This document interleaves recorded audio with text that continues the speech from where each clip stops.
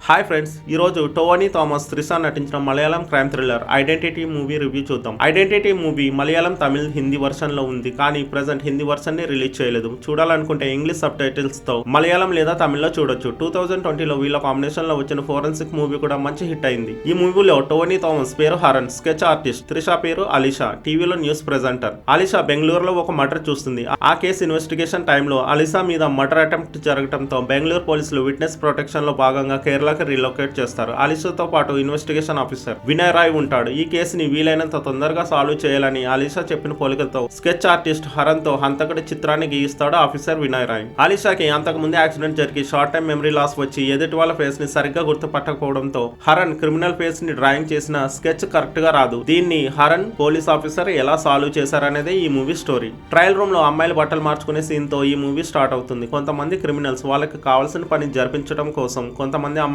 Target చేసి వాళ్ళకి మత్తుమంది ఇచ్చి బ్లూ ఫిల్మ్స్ తీసి బ్లాక్ మెయిల్ చేసి వాళ్ళకి కావాల్సిన పని జరిపించుకుంటూ ఉంటారు. ఫస్ట్ హాఫ్ ఈ సస్పెన్స్ అండ్ క్రైమ్ స్టోరీతో ఇంట్రెస్టింగ్ గా ఉంటుంది. ఫస్ట్ హాఫ్ మొత్తం థ్రిల్లింగ్ స్టోరీతో వెళ్లి సెకండ్ హాఫ్ యాక్షన్ ఎపిసోడ్ తో స్టార్ట్ అవుతుంది. మూవీలో car chasing scenes and action episodes Hollywood movies ని గుర్తుకు తెస్తాయి. కార్ చేజింగ్ సీన్స్ ని చాలా బాగా క్యాప్చర్ చేశారు. క్లైమాక్స్ ఫైట్ లో టోనీ థామస్ లేడీ ఫైటర్ తో ఫైట్ చేసే సీన్ సూపర్. ఇక Trisha short time memory loss తో ఫేస్ ని సరిగ్గా రికాగ్నైజ్ చేయలేక తికమక పడే అలీషా క్యారెక్టర్ ని ఎక్సలెంట్ గా చేసింది. Movie directors Akhil Paul and Anas Khan సినిమాని ఎక్కడ బోర్ కొట్టకుండా టైట్ స్క్రీన్ ప్లే తో మంచి గ్రిప్పింగ్ గా తీశారు. క్రిమినల్స్ రోజు రోజుకి ఎలాంటి కొత్త మార్గాల్లో క్రైమ్స్ చేసిన పోలీసులు కూడా అదే తరహాలో అప్డేట్ అయ్యి క్రిమినల్స్ ని ఎలా పట్టుకుంటారో సినిమాటిక్ గా చూపించారు. సినిమాటోగ్రాఫర్ అఖిల్ జార్జ్ మూవీలో కొన్ని సీన్స్ ని హాలీవుడ్ రేంజ్ లో చూపించారు. ఇక బ్యాక్గ్రౌండ్ స్కోర్ ఈ మూవీకి మరో ప్లస్. మందిరా బేడి ఉన్న ఆమె క్యారెక్టర్ కి పెద్దగా ఇంపార్టెన్స్ లేదు. ఇక మూవీకి ఫైనల్ వర్డిక్ట్ ఏంటంటే మూవీ ఫస్ట్ నుంచి లాస్ట్ వరకు థ్రిల్లింగ్ గా ఉన్న కొన్ని చోట్ల లాజిక్ మిస్ అయినట్టు ఉంటుంది. మూవీలో అడల్ట్ కంటెంట్ లేకుండా మేకర్స్ చాలా జాగ్రత్తగా తీశారు. థ్రిల్లర్స్ మూవీస్ ని ఇష్టపడే వారికి నచ్చుతుంది. ఈ మూవీకి నా రేటింగ్ 3/5. Thanks for watching.